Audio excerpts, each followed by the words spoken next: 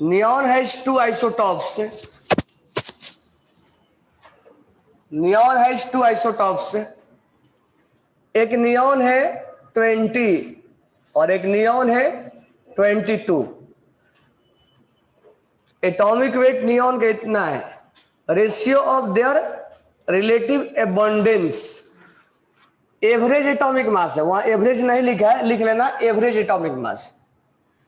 Average atomic weight जो है, average atomic weight जो है वो है 20.2 ग्राम।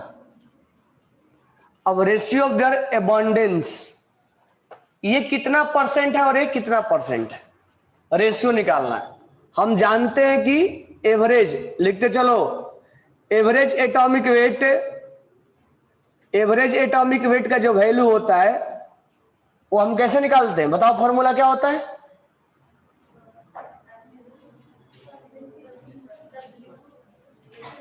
Percentage, percentage into mass of weight पहले का, प्लस इसका percentage into weight divided by average atomic mass कितना दिया हुआ है 20 पॉइंट। अब इसका परसेंटेज कितना है हमें नहीं मालूम है, क्या मान लेंगे इसका x परसेंटेज। ये कितना होगा 100 माइनस x, तो इसका परसेंटेज x है। इसका एटॉमिक वेट कितना है, ये कितना हो जाएगा प्लस इसका परसेंटेज कितना है और इसका मास कितना है डिवाइडेड बाई। अब यहां से मैथ की तरह इसको इक्वेशन को सोल्व कर देना है, तो इसमें इसमें मल्टीप्लाई करोगे क्या आएगा 20200। अब एक क्या हो जाएगा यहां पे, एक के बाद पॉइंट है, क्या हो जाएगा 2020 इक्वल टू, ये क्या हो जाएगा 20x प्लस 2200 माइनस 22x। अब 2200 को इधर लेके आओ तो 2020 minus 2200 equal to 20 minus 22x कितना आ जाएगा माइनस 2x, और ये कितना आ जाएगा minus 180 equal to minus 2x, minus 180 हो जाएगा, minus minus cancel, x equal to x क्या हमने एज्यूम किया था, x क्या एज्यूम किया था परसेंटेज। ये कितना परसेंट है, ये कितना है 100 माइनस 90 कितना हो गया,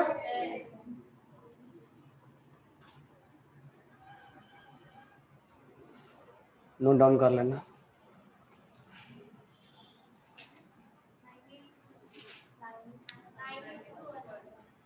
क्या रेशियो पूछा है क्या, रेशियो ऑफ एबंडेंस, रेशियो कितना हो जाएगा, अब ये 90 और ये तो 90 अपॉन 9 रेशियो। क्वेश्चन नंबर 15, और कल से ग्रुप नंबर 1 अल्कली मेटल जो पढ़ाया था ना उसको लेके आना, रिवीजन करवाएंगे, समझ में आया क्या। अल्कली मेटल जो पढ़ाया था वो रिवीजन कराएंगे, और तुम्हारा टेस्ट में कंप्लीट है, एटॉमिक स्ट्रक्चर कंप्लीट है, तो वॉल्यूम से क्वेश्चन दोबारा बनाओगे, फिर से बनाओगे। नेक्स्ट 50 नंबर जो है वेपर डेंसिटी निकालना है, इसको अभी राउंड कर लो, अभी वेपर डेंसिटी पढ़ाया नहीं हूं मैं, अभी आगे पढ़ाऊंगा मैं। Next 60 number, maximum number of atom are present. अब हमें 14 ग्राम ऑफ कार्बन मोनोऑक्साइड है। अब 14 ग्राम में हमें निकालना है एटम, तो 14 ग्राम को हम किस में बदल दें? मोल में। अब मोल से क्या निकाल दे? Number of atom. यही काम होगा ना हमारा। तो हम पहले बदल देंगे मोल में। मोल इक्वल टू क्या हो जाएगा? Given mass. कितना इसका गिवन मास? और इसका ये 16 और ये 12, 28, यानी कितना मोल? 1/2 मोल, यानी 0.5 मोल।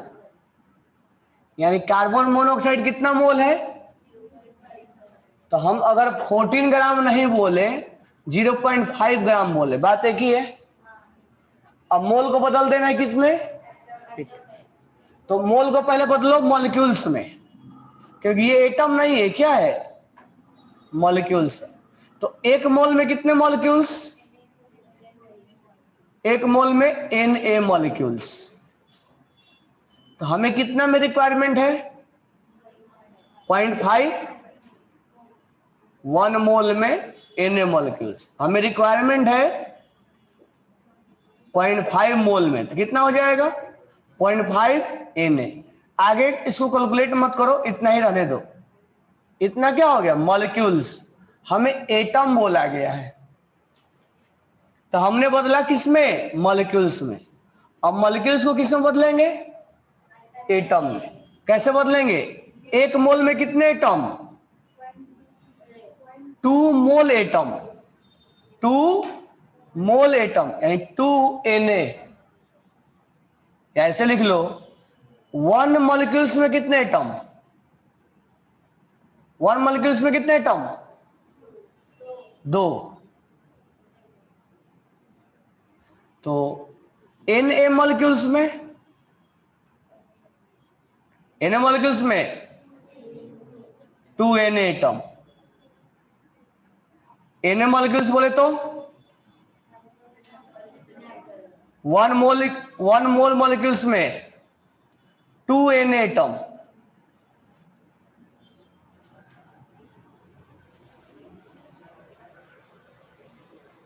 या ऐसा करो, यहीं से निकालो, इसको निकालने कोई रिक्वायरमेंट नहीं है।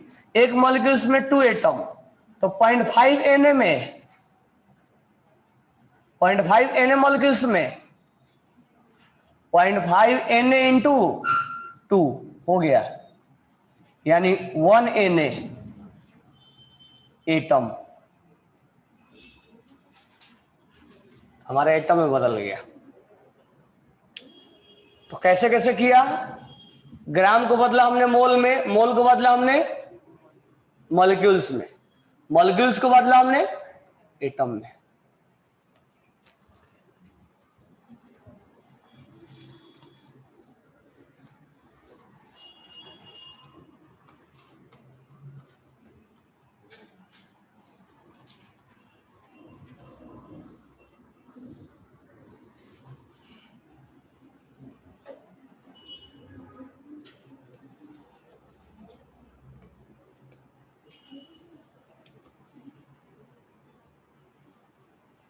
सेकेंड ऑप्शन है 2 gram hydrogen. 2 gram hydrogen. Hydrogen मतलब क्या लेना है? यहाँ पे H2 लेना है। हाइड्रोजन मतलब H नहीं लेना है, H2 लेना है। तो सेम उसी तरह से ग्राम को किससे बदलेंगे? मोल। मोल कितना हो जाएगा? Given mass upon molar mass. कितना आ गया? 1 मोल। अब 1 मोल को किससे बदल देंगे? मॉलिक्यूल्स में। 1 मोल को बदलेंगे मॉलिक्यूल्स में, तो 1 मोल में कितना मॉलिक्यूल्स हो जाएगा? Na मॉलिक्यूल्स होता है, हम जानते हैं। 1 मोल में Na मॉलिक्यूल्स। हमारे को है कितना? एक ही मोल है। अब एक एटम में, एक मॉलिक्यूल्स में कितना एटम? 1 मॉलिक्यूल्स में कितना एटम? 2 एटम। तो Na मॉलिक्यूल्स में 2 Na एटम। ये हमारा हो गया। ये कितना आया 1 Na, ये कितना आया, कौन सा वैल्यू ज्यादा है 2 Na। Third option, third option में 11.2 litre of nitrogen, 11.2 litre of nitrogen N2। तो जैसे यहां ग्राम दिया तो यहां क्या दिया है लीटर दिया है, तो लीटर को क्या करेंगे हम, लीटर को हम मोल बदल देंगे। तो गिवन वॉल्यूम अपॉन कितना लीटर आया, सॉरी कितना मोल आया 1/2 मोल यानी 0.5 मोल।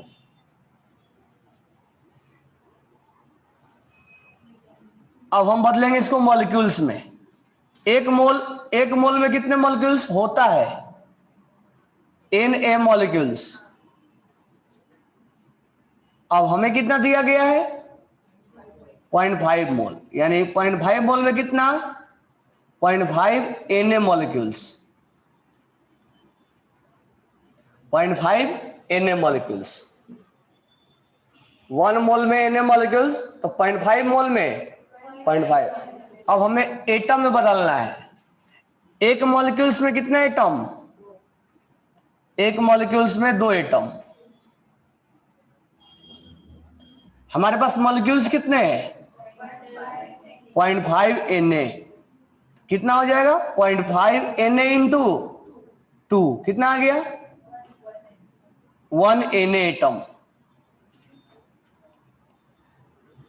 ये आया 2 Na, ये आया 1 Na, ये आया 1 आया। सबसे अभी ज्यादा कौन है 2 Na। अब ऑप्शन नंबर 4,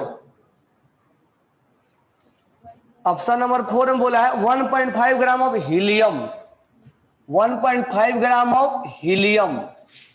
हीलियम का मास कितना होता है 4। तो पहला मोल निकाल देंगे 4 अपॉन गिवन मास अपॉन 4, कितना आ जाएगा ये 15 अपॉन 4 इंटू 10, कितना आएगा 375 मोल आया। अब हमें, हाँ अब मॉलिक्यूल्स तो है ही नहीं है, ये तो एटम है। तो 1 मोल में कितने एटम Na एटम, क्योंकि ये तो अपने आप में क्या एटम है, मॉलिक्यूल्स तो है नहीं कि हम मॉलिक्यूल से फिर एटम में निकालेंगे। तो कितना है 0.0375 मोल है, कितना आ जाएगा Na, क्या आ गया ये, तो सबसे ज्यादा वैल्यू किसका आया, लिख रहे हो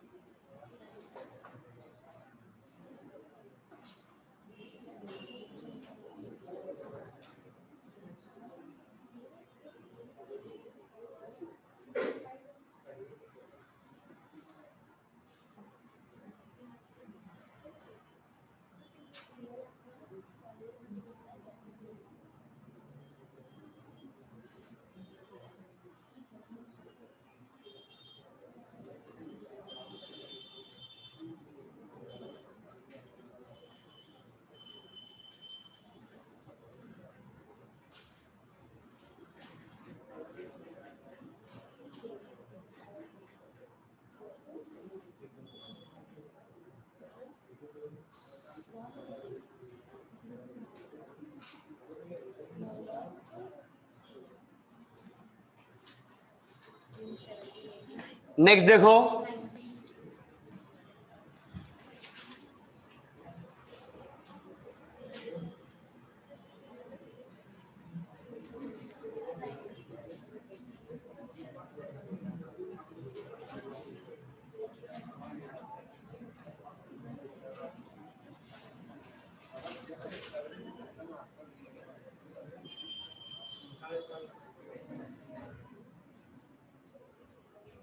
क्वेश्चन नंबर 17, 17 देखना क्या दे रखा है, number of atom 4 gram of magnesium will be, mg का मास दे रखा है कितना 0.004 ग्राम दिया है, बोला है एटम निकालो, क्या बोला है एटम निकालो, तो हम पहले क्या निकालेंगे मोल, ग्राम से मोल निकालेंगे, मोल से एटम पे जाएंगे, मोल निकालेंगे formula given mass upon molecular mass, mg होता है 40 ग्राम, क्या mg कितना होगा 24, हाँ कैल्शियम नहीं है 24, ये हो जाएगा 4 अपॉन 24 इंटू 1 2 3, इतना मोल आ गया, यानी 1 अपॉन 600 इतना मोल आया, रहने दो इतना ही। अब हमसे एटम पूछा है, एक मोल में कितना एटम Na एटम, ये हम जानते हैं, और कितना मोल है 1 अपॉन 1600 मोल, कितना हो जाएगा 1 अपॉन 1600 इंटू Na। अब इसको हमें कैलकुलेट कर देना है, 6000 है क्या, तो 6 इंटू 1000 लिख सकते हैं, Na 6.023 इंटू 10 पावर 23।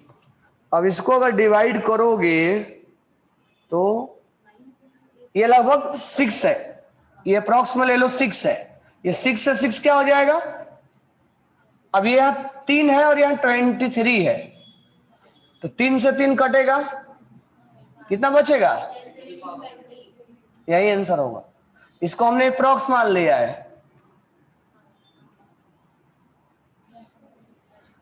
तो पहले हमने मोल में बदला, मोल को किस में बदला एटम में, अगर मॉलिक्यूल्स होता तो ग्राम को मोल में, मोल को मॉलिक्यूल्स, मॉलिक्यूल्स को एटम में। Question number 18,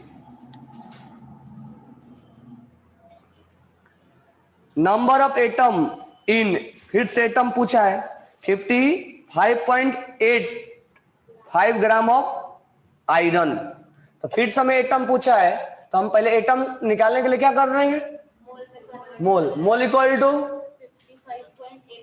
55 given mass divide by molecular mass, same है दोनों, इसका मतलब 1 मोल आया, 1 मोल में कितना एटम होता है, 1 मोल में Na एटम होता है, Na बोले तो 6.023 इंटू 10 द पावर 23, लेकिन ऑप्शन में ऐसा नहीं लिखा है, ऑप्शन में एक बी सेकंड लिखा भी है, तो यहाँ 22 लिखा उसने, तो ऑप्शन सेकंड रॉन्ग हो गया। अब हम 1 बाय 1 ऑप्शन चेक कर लेते हैं कि किसका एटम बराबर है। अब 60 ग्राम कार्बन है, तो ऑप्शन नंबर 1, पहले कार्बन का हम बदल लें मोल में, मोल इक्वल टू क्या हो गया 60 ग्राम अपन कार्बन, कार्बन होता है 12, कितना मोल आ गया 5 मोल, तो एटम कितना हो जाएगा 5 Na होगा ना, क्या ये दोनों बराबर है, नहीं, इसका मतलब ऑप्शन नंबर 1 रॉन्ग है। ऑप्शन नंबर 2 तो ऐसे ही रॉन्ग है, क्योंकि 6.023 इंटू 10 पावर 22 है, ये ऐसे रॉन्ग है। यहाँ क्या आ रहा है option number 3, half of 8 gram helium, 8 gram helium को किस में बदलेंगे, गिवन मास अपॉन कितना आ गया 2 मोल, 2 मोल बोले तो कितना atom 2Na, 2Na atom, atom कितना आ जाएगा 2Na। अब ये क्वेश्चन बोला कि इसका आधा, ये इसके बराबर है, इसके अगर आधा करोगे यानी 1/2 लोगे तो क्या आएगा, उसके बराबर आ जाएगा, आएगा ना, इसका मतलब ऑप्शंस, ये अगर 1/2 करोगे तो ये Na आ जाएगा, Na एटम, और ये कितना है Na, दोनों क्या हो गया मैच कर गया, आंसर सी हो जाएगा।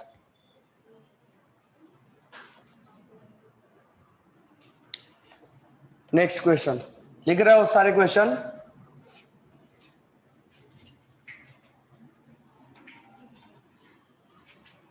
तो कहीं हमारा सेंटर पॉइंट क्या है? मोल। कुछ भी दिया जाए मोल निकालो। मोल से मॉलिक्यूल्स निकालना है तो मॉलिक्यूल्स निकालो, एटम निकालना है तो एटम निकालो।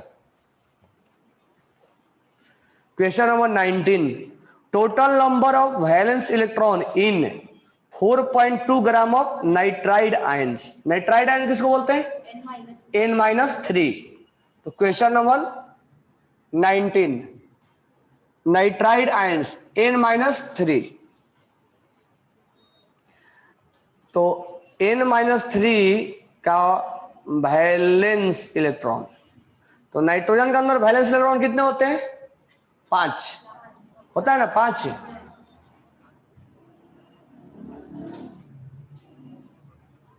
तीन गेन कर लिया तो वैलेंस इलेक्ट्रॉन 8 हो जाएगा। तो पहले हम क्या करें, 4.2 ग्राम को किसमें बदल दें? मोल में बदल दें। तो मोल इक्वल टू हो जाएगा गिवन मास अपॉन, अब नाइट्रोजन लो या नाइट्रोजन N-3, दोनों का मास तो सेम होगा ना। इलेक्ट्रॉन को लॉस और गेन होने से मास चेंज होता है क्या? नहीं। तो इसका हो जाएगा 14। ये यहां से 0.3 आ गया, यानी कितना मोल है? 0.3 मोल है। अब हमें वैलेंस इलेक्ट्रॉन निकालना है, तो इसका N-3 है। N-3 बोले तो कितने इलेक्ट्रॉन? 10 इलेक्ट्रॉन। 7 और 7 किसका? और 3 क्या किया इसने? कितना हुआ? अब इसका कॉन्फ़िगरेशन क्या होगा? अब वैलेंस इलेक्ट्रॉन कितना हो गया? वैलेंस इलेक्ट्रॉन अब 8 हो गया। एक एटम के पास 8 वैलेंस इलेक्ट्रॉन है। कितने? तो इतना मोल में बोले तो, इतना मोल बोले तो 0.3 Na होगा ना। तो एक के N-3 एटम के पास या आयंस के पास कितने वैलेंस इलेक्ट्रॉन? 8 valence electron. एक के पास 8, तो हमारे वो कितने आयंस है? 0.3 Na आयंस है, या 3 मोल है।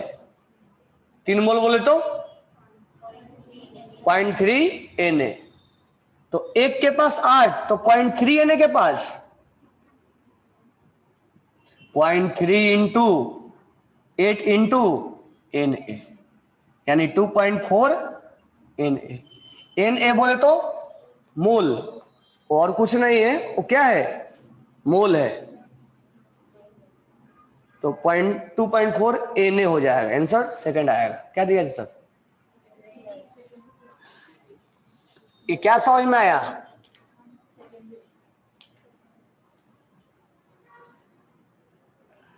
तो हम पहले क्या कर लेंगे, मोल में कन्वर्ट कर लेंगे। नाइट्रोजन के पास वैलेंस इलेक्ट्रॉन कितने होते हैं? 8। N-3 के पास पूछ रहा है, तो वैलेंस इलेक्ट्रॉन कितने होंगे? 8। अब एक आयंस के पास कितने वैलेंस इलेक्ट्रॉन? 8। तो हमारे को कितने इलेक्ट्रॉन आयंस थे? इतना मोल भी बोल सकते हो या इतना आयंस बोल सकते हो। यहां हमने मोल इसलिए नहीं लिखा क्योंकि एक आयंस के पास 8 है, तो 0.3 मोल कैसे लिख देंगे हम? या तो इसको भी मोल में बदल लो। दूसरा तरीका इसके बनाने का कि 1 N-3 आयंस के पास कितने इलेक्ट्रॉन? 8। तो 1 मोल के पास, 1 मोल अगर आयंस है तो 8 Na होगा ना। और इतना मोल है, इतना मोल है तो मल्टीप्लाई करो डायरेक्ट। तो यहां मोल है तो यहां चाहिए, समझ में आया क्या?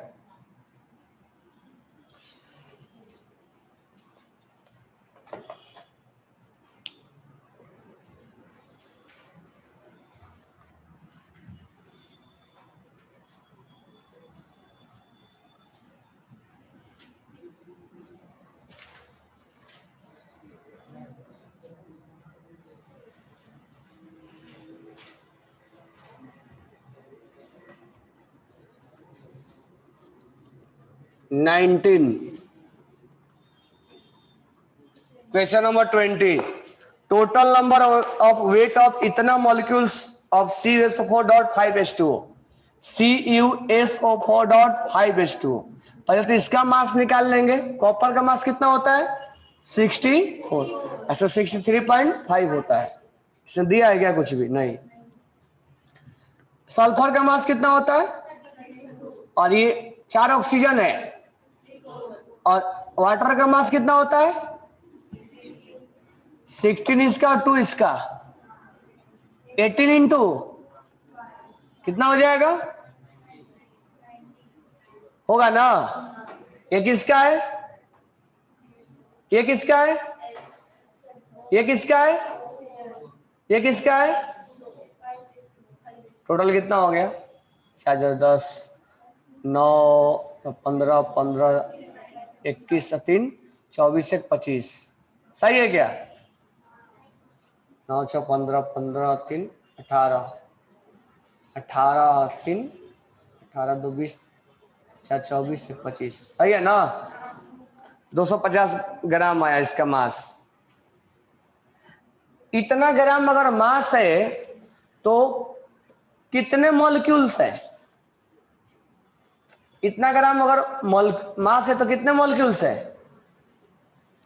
इतना ग्राम मास कितने मॉलिक्यूल्स का होता है? एक मॉलिक्यूल्स का। एक मॉलिक्यूल्स का मास 250 ग्राम हो जाएगा। 1 मोल मॉलिक्यूल्स का। कब सीखोगे? इतना ग्राम मास कितने का है? 1 मोल मॉलिक्यूल्स का। बोले तो Na मॉलिक्यूल्स। 250 ग्राम में Na मॉलिक्यूल्स होता है। अब इसने क्या बोला है क्वेश्चन में? 10⁻22 मॉलिक्यूलर यूनिट। इसका मतलब ये किसका मास है? 6.023 न्यूटन पावर है। 23 मॉलिक्यूल्स का मास। इतने मॉलिक्यूल्स का मास कितना है? यानी लास्ट वाले के साथ इसको कनेक्ट करो। इतने मॉलिक्यूल्स का मास इतना है, यानी 6.023 इंटू 10⁻23 मॉलिक्यूल्स का मास कितना है? 250 ग्राम। तो हमसे कितने में पूछा है? 10⁻22 में। तो 10⁻22 में कितना हो जाएगा? 250 अपॉन है 6.023 न्यूटन पावर है इंटू, अब ये हो जाएगा। अब देखो 250 नीचे 6.023, तुम 6 भी मान सकते हो। और ये अगर ये यहां से कैंसिल हुआ तो क्या बचेगा? 10 बचेगा ना? 10 है। ये 10⁻23 22 है, ये 23 है। ये 22 से 22 कैंसिल हो जाएगा, 10 बच जाएगा। 10 से क्या हो जाएगा? कैंसिल।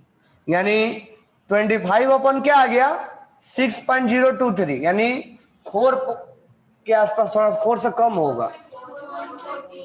4.14 होगा।